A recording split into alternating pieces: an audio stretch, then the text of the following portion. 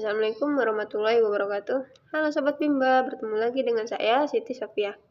Baik, hari ini saya akan menjawab atas pertanyaan yang bertema kurikulum dasar kesatuan mengenai fun learning.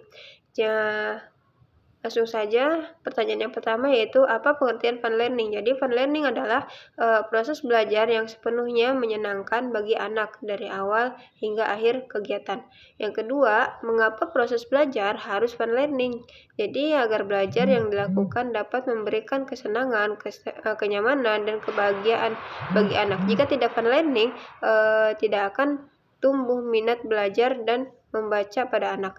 Yang ketiga, apa tujuan fun learning? Jadi tujuannya itu menumbuhkan minat belajar secara intrinsik. Anak mau belajar karena keinginan sendiri. Proses pendidikan harus berbasis cinta dan kasih sayang agar setiap anak dapat merasakan bahagia dalam proses belajarnya sehingga anak menjadi senang belajar.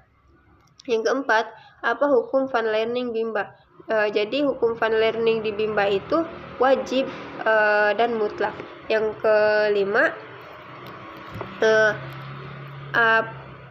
siapa yang harus merasakan fun learning dan sebutkan alasannya. Jadi yang harus merasakan fun learning adalah anak-anak. Maka anak-anak sudah merasakan fun learning, maka anak-anak menjadi senang belajar. Dan jika anak sudah senang belajar, maka minat belajarnya pun akan meningkat secara luar biasa. Yang keenam, siapa yang harus menciptakan fun learning dan sebutkan alasannya. Jadi yang harus menciptakan fun learning adalah motivator. Karena di Bimba, motivator wajib bertanggung jawab membuat suasana di kelas sepenuhnya menyenangkan bagi anak. Mulai dari kegiatan awal yaitu datang sampai kegiatan akhir yaitu pulang. Suasana harus dibuat 100% menyenangkan bagi anak. Yang ketujuh, bagaimana cara menciptakan fun learning. Jadi menciptakan fun learning itu ada dua. Yang satu, menerapkan metode small step system. Adalah proses belajar yang dilakukan secara bertahap. Yang kedua, individual system adalah proses pembimbingan minat belajar yang berpusat pada anak. Artinya di sini anak dijadikan sebagai subjek belajar, motivator sebagai fasilitatornya. Yang kedelapan, bagaimana cara mengevaluasi anak apakah fun learning atau tidak. Jadi kita bisa melihat dari ekspresinya dan juga gerak-gerik si anak tersebut. Yang kesembilan, apa dampak yang terjadi bila proses belajar menyenangkan. Jadi menumbuhkan minat belajar telah akhirnya generasi pelajar yang mandiri sepanjang hayat.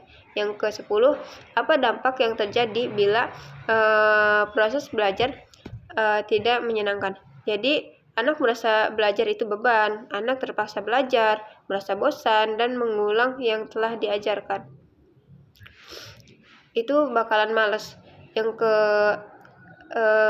Terus anak lebih suka bermain game sehingga malas belajar. Terus anak menjadi generasi benci belajar. Baik, saya akan menjawab yang poin B mengenai metode small step system. Apa sih pengertian small step system? Jadi small step system adalah proses belajar yang dilakukan secara bertahap. Yang kedua, mengenai proses belajar harus dilakukan secara bertahap, small step system, karena tidak mungkin menyenangkan jika prosesnya tidak bertahap. Jadi jika sudah menerapkan metode small step system, maka anak pun akan menjadi senang belajar, menjadi gemar, suka, minat belajarnya pun akan bertambah. Yang ketiga, apa tujuan small step system? Jadi agar proses belajar yang menyenangkan dapat tercipta sesuai anak. Semua anak senang, bahagia, dan dapat menikmati kegiatan karena tidak mungkin menyenangkan jika tidak bertahap. Nah, yang keempat, bagaimana cara agar motivator dapat mewujudkan proses belajar yang small step system? Jadi dengan wajib menerapkan individual system pembimbing sesuai dengan keadaan masing-masing anak. Motivator harus mengetahui kemauan dan kemampuan masing-masing anak didiknya, sehingga dapat memberikan kegiatan bermain sambil belajar yang sesuai. Nah, yang kelima, apa dampak yang terjadi bila proses belajar small step system? Anak menjadi senang belajar dan anak mau mengulang kegiatan belajarnya karena prosesnya itu sudah semangat sudah sangat menyenangkan bagi anak, dan di sini motivator akan merasa lebih dekat dengan anak, dan sebaliknya anak pun lebih dekat dengan motivator karena sebelumnya motivator sudah melakukan pendekatan kepada anak sesuai dengan kesukaan dan karakternya. Terus yang keenam, apa dampak yang terjadi bila proses belajar tidak small step system? Jadi minat belajar anak tidak akan tumbuh. Sedangkan di sini di Bimba ingin menumbuhkan minat baca dan minat belajar anak.